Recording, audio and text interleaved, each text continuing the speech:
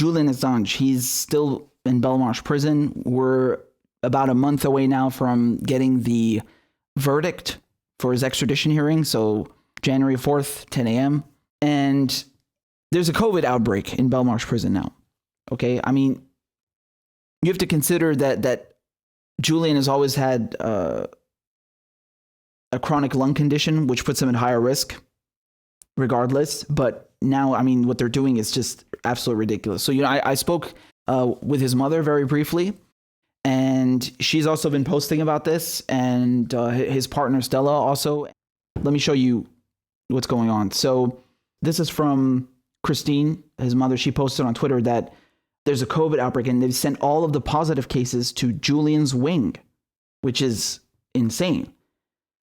Over here, Stella, his partner, she posted day 9 of Julian being confined to cell 24/7, except for 20 minutes outside on Monday. So you guys remember when I was covering the hearing that Julian gets 23 hours of confinement in his cell in Belmarsh prison, and he's not even convicted of a crime. I mean, think about that. He's not even been extradited. He's already suffering in London. 23 hours a day, solitary confinement. Now it's 24. And you see that 20 minutes outside, that's an exception. I mean, this is ridiculous. This is insane. This is inhumane. As of 2 days ago, so remember, take into account, this is November 26th, okay? It's almost a week ago. As of 2 days ago, 56 people on Julian's house block tested positive for COVID, including staff. Man, I remember when I was outside the prison, they're just walking in and out without masks. I seen it myself. I saw the fucking guards. Like, I saw at least 5, 6 of them. They're not even wearing masks. I don't know what they're doing inside, but that shit can't be okay. His house block holds 168 prisoners. Several have been taken to hospital. That's how serious it is. Then this is from November 30th. In shared cells where one prisoner tests positive and the other negative for COVID, the latter is not moved out of cell. It doesn't make sense. If there's no single cell to put the prisoner who tests negative, he should be placed in a shared cell with another negative prisoner. Exactly.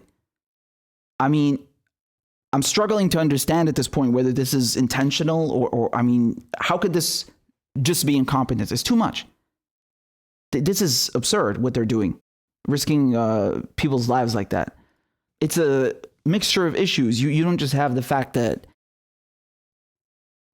he has a chronic lung condition and he's not able to leave his cell, no exercise, no fresh air, no sunlight. It's also the mental health. And these things add to each other, man. You have a statement here from Doctors for Assange. And once again, when I know there's a Doctors for Assange, I know there's a Lawyers for Assange, and I was just thinking about that because I covered the Lawyers for Assange letter, the latest one. And I was just thinking, like, look at how many associations and groups and organizations have formed around Julian Assange to defend him. Like, this shows, it's so clear that what they're doing to this man is wrong. It's so clear. We shouldn't need this, and yet we do. And thankfully, there are lots of brave people out there, professionals from around the world who are defending him. So they released a statement here. This is from 22nd of November, okay? So they say it marks 12 months since doctors from around the world wrote to the UK Home Secretary, Patel, calling for an immediate end to the torture and medical neglect of Julian Assange. And just, again, keep in mind, since that time, Doctors for Assange has repeatedly cautioned that the documented abuse of Mr. Assange's human rights, including his detention in Belmarsh prison, is deleterious to his health and survival. Now, 1 year on, the torture and medical neglect of Mr. Assange not only continues unabated, but has intensified. And of course, Home Office doesn't respond to any of this. So I'm going to link this below. Please go and read it because it cannot be overstated by medical professionals, people who visited Assange in the prison, people who've treated Assange. The guy's being tortured psychologically. He's being imprisoned. It's damaging his physical health. severely. And even before he was sent to Belmarsh prison, when he was still inside the Ecuadorian embassy, he couldn't get treatment for conditions that he needed to address, right? Which is, we heard that from the American doctor who testified in the hearing, right? I mean, there were several doctors and psychiatrists who testified on his behalf, right? You should go watch the videos I did, because I went into extreme detail about that. They all said the same thing. Like, I cannot overstate this enough. You cannot repeat this enough. It's just ridiculous at this point that we still have to address this. It's so patently obvious. This guy's a non-violent prisoner, not to mention that he's innocent. He shouldn't even be in jail in the first place. He does not need to be in Belmarsh prison, never mind having all of the COVID patients sent to his wing. I mean, this is ludicrous, truly. And you also had a statement, so not just from Doctors for Assange, you also had a statement from Reporters Without Borders. They're also calling again for him to be released, especially with this COVID outbreak. By the way, Reporters Without Borders, they're one of the observers who had their access revoked from the hearing, right? So when I was going in, alongside me, I had Rebecca, and why are we in the public gallery? The public gallery should not be for observers and journalists. It should be for the public. But this is what we had to resort to. Do you understand? Because of how limited they were trying to keep access to the trial. It's absurd. It's ridiculous. They're locking us out. So I'm just disgusted, man. Like, I can't even imagine what that guy's going through. Without going into too much here, because I think you should go and watch the reports from the trial itself to get the full picture. But it needs to be stated, and it is in the letter from Doctors for Assange. Again, I will link it below. They talk about how his physical health is being affected and his mental health as well. Hallucinations, the fact that he has Asperger's syndrome.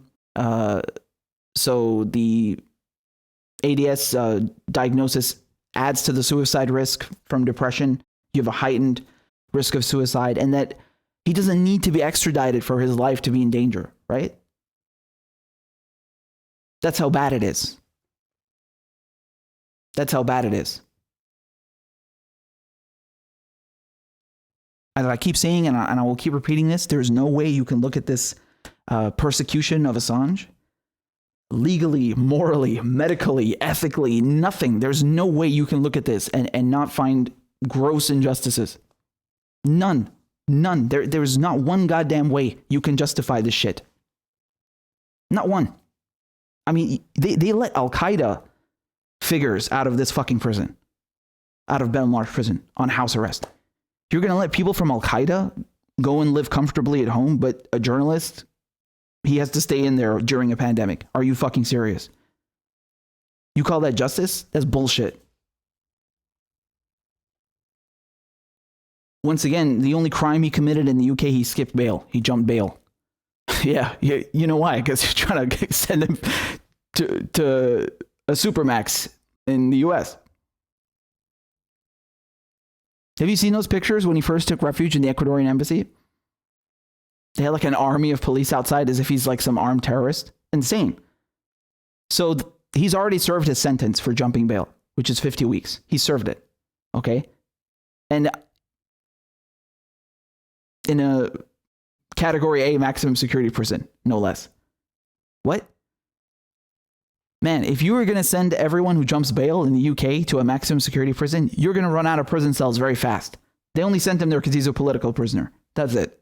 That's the only goddamn reason. So he's being kept on remand for the United States, just for Uncle Sam. That's it. That's the only reason. He's a political prisoner. And every 28 days, they have this hearing where they decide, where a judge decides whether to let him go or extend his detention. And of course, they just keep renewing it over and over. And he refused to attend the last one because of a risk of contracting COVID. right? Reasonably so. I mean, the prison itself is a breeding ground, and even when they were bringing him out to the hearing, that was a risk as well. I'm angered by this. I really am. It's never ending.